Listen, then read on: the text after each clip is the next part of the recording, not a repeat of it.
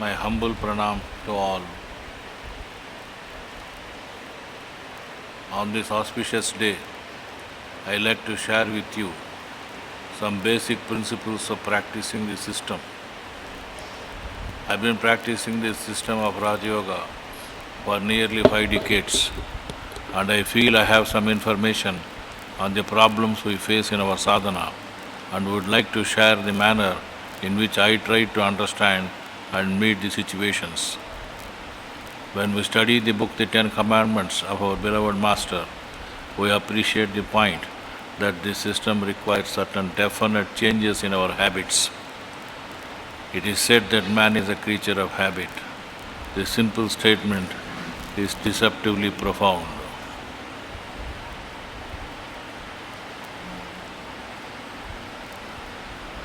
We know that our lives are comprised of a collection of habits that dictate many of our physical, emotional, and mental actions and reactions. Depending on the level of conscious awareness we invest in a habit's creation, habits can either enslave us, turning us into a mindless automaton, or free us to pursue creative, joyful activities that enhance and give meaning to our life. Most of us have a fixed mixture of good and bad habits. The demand of the book Ten Commandments is that we eschew wrong habits and attitudes and embrace the wholesome and holistic attitudes and habits recommended in the book. If some of us feel that the call is too high, it reflects the unwillingness to follow the commandments 3 and 2, which stress on the clarity required to understand and reach our goal.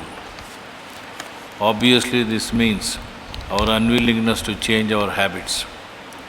When we say that I am not able to get up early in the morning, we are only saying to ourselves, what if I get up late and attend to meditation? When we say we are not able to forgive our brother or sister, we are only saying we are not willing to do so. The commandments demand that we eschew greed, gluttony, hatred, envy, hopelessly undue attachment to persons and property, and host of other habit patterns which have been created by us. We refuse to leave them. The players of the mind are mysterious and funny and deserve greater attention in its role in habit formation. Habit is defined as an acquired behavior pattern followed until it has become almost involuntary. Habits can be good or bad, productive or non-productive. Good habits lead to developing skills such as learning to listen, pray, help, etc. They also save us time and energy by automating the performance of desirable actions. These acquired behavior patterns free our mind from having to concentrate as would be required of unfamiliar actions. It is amusing that very early in the morning there is a ritual of waking up the Lord in every temple, and he is yet to develop that habit. I only am stressing how difficult it is to develop a good habit. To obey the Master, who has developed total control over his internal and external apparatus as our beloved Master, is the way to become like him. He always said that it is his wish that all become like him. It is common sense that we replace our bad habits, or as Master puts, spiritual diseases like laziness, sloth or indolence, envy, hatred, jealousy, and a host of other negative traits which affect sadhana, with good ones, which is the basis of self-development and spiritual evolution. But habits and attitudes die hard. This is evident when almost everyone who has ever tried to quit smoking, alcohol or coffee will tell that this is not always as easy as it would seem. Smokers are addicted to nicotine, but according to modern science of brain, All habits induce emotional states that produce chemical changes in our brain. Consequently, we become addicted to the chemicals secreted by our brain, no matter what kind of habit we create.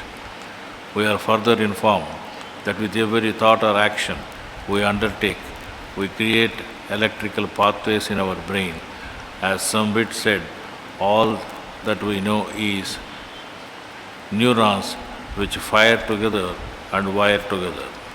Psychologists are aware that repetition etches these patterns more deeply into our brain. In order to replace a bad habit with a good one, we need to break the association with our emotions and the chemicals we have grown accustomed to and rewire our brain. This requires concentration and will. Obviously, our will, which has been made weak due to our educational and ethical systems, requires support from a genuine person who is prepared to rewire our connections. This is what is being done through the process of Pranahuti. Pranahuti, without our willingness to recognize our faults and fallacies and readiness to change into a more productive and integral being, would be of no use under normal conditions. We are unaware or unwilling to acknowledge our non-productive habits. If we are unaware or unwilling to acknowledge our non-productive habits, we will have a hard time replacing it. If we are not convinced a particular habit is bad for us, we will have no incentive to change or transform. But if we are aware of our unwanted habits and undesirable attitudes and are willing to change and devote our attention to it, then change is possible, and more so through Pranahuti quickly. Deeply focused concentration, such as during our meditation, increases the potency of our thoughts and more deeply affects our brain's rewiring. Meditation and cleaning processes thus gain paramount importance in our efforts to transform. We should remember that in the original place, it took regular action to install our unwanted habit patterns and attitudes, possibly over a course of several lifetimes, and so it will take regular action and considerable time to undo it.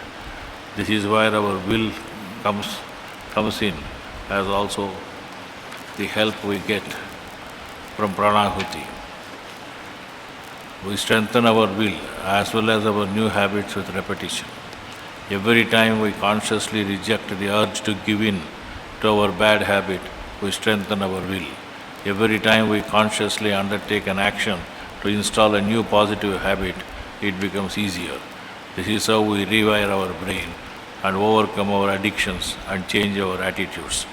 When these habits are of positive nature, this self-reinforcing cycle produces positive results, but the contra is also true. In other words, consciously acting to install positive habits strengthens our will and further attracts more similar experiences. Giving in to bad habit weakens our will, not only making it harder to install good habits, but doing so may cause us to lose the good habits we already had.